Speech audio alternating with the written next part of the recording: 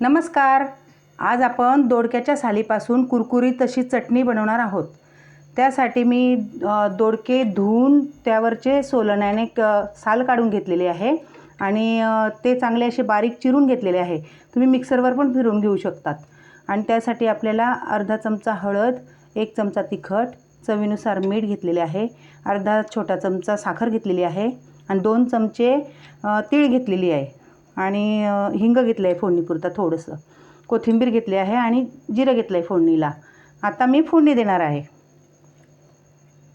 आपल्याला थोडं छोटी अर्धी वाटी तेल घालून घेतलं आहे मी.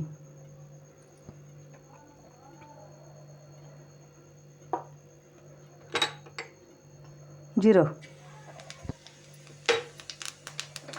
हिंग, लगेच आपण हा दोडक्याचा कीस घालून घ्यायचा.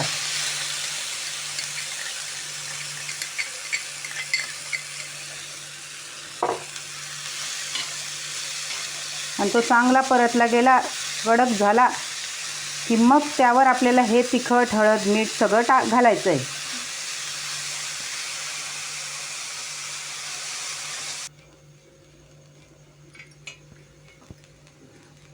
आपली ही दोडक्याच्या सालाची चटणी तयार आहे. आता आपल्याला त्यात आता ही कडक झालेली आहे. आता ह्यात आपल्याला तिखट, हळद, तीळ,